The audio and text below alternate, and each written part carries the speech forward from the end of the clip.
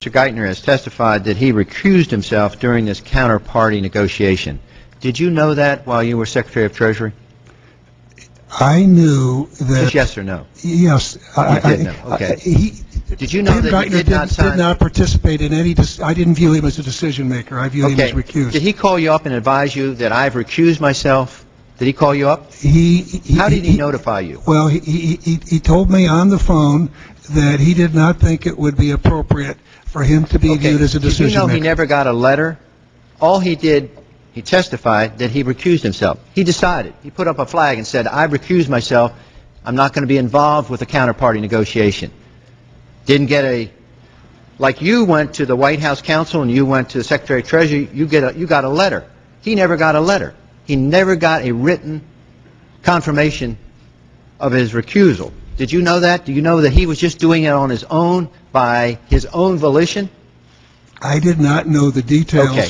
Did you think a person who would recuse himself in this crisis we had, that he could go about and operate in his present job and not have a conflict of interest? Did you ever occur to yourself to say, gee, the chairman of the Federal Reserve is in this crisis, we're having the counterparty negotiations, and by golly, he's going to step aside and says he knows nothing about it. That's what he's saying today. Doesn't that seem sort of fakey to you?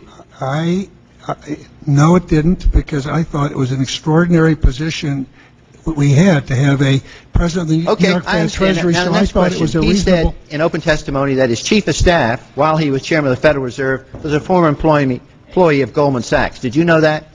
Yes. Did you ever call the chief of staff, his chief of staff, former employee of Goldman Sachs, during the process of the counterparty negotiations? Did you ever call? If I go to the logs, will I see your name calling him? His chief of staff, who was a former employee of Goldman Sachs. And he worked for you when you were CEO. Didn't take on that job until after I had left, and he had become Treasury Secretary. Did you ever call him at all? If I go back to logs, will I find that you called Geithner's chief of staff, former employee of Goldman Sachs, during the counterparty negotiations? Yeah, no, I didn't. You never called him? There's, as I said, the former, his chief of staff, I think the person you're referring to.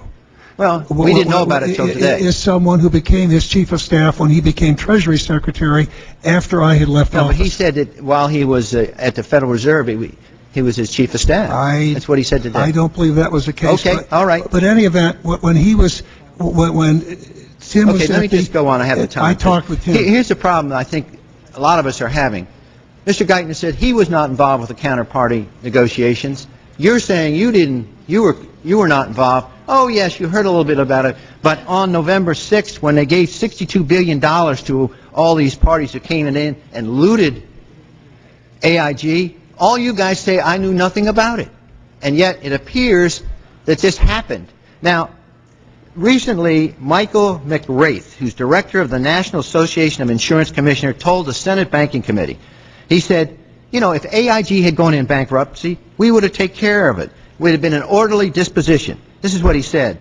AIG's insurance operations and their other companies would have simply bought up AIG's insurance assets, allowing a seamless delivery of AIG's insurance obligation. So the question is, considering that the state insurance commissioners would likely have seized AIG's insurance subsidiaries, protected policyholders in an AIG bankruptcy, why was it necessary to bail out AIG with taxpayers' money, based upon the testimony of the director of the National Association of Insurance Commissioners? I respectfully disagree with him, and I believe that if... So you disagree with this guy with all his knowledge and his years of experience? I will just say many people with years of experience had some regulatory responsibilities with regard to AIG, but this company was had a huge problem, and it is case number one on what is wrong with our regulatory system. There was no single regulator that had a line of sight on the total company.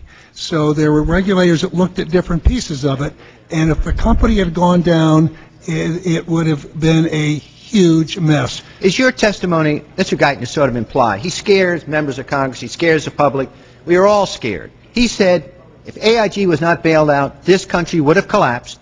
He intimated our Constitution would not have been able to be enforced. There would be a revolution in this country. Do you think it's at that extreme? If we let AIG go bankrupt, we would have had that kind of collapse and revolutionary spirit in this country? Is that what your position is today? I certainly have never said that, but He implied that. What I've said is I believe we would have had an absolute economic disaster. And our system of government. Gentlemen's time has expired.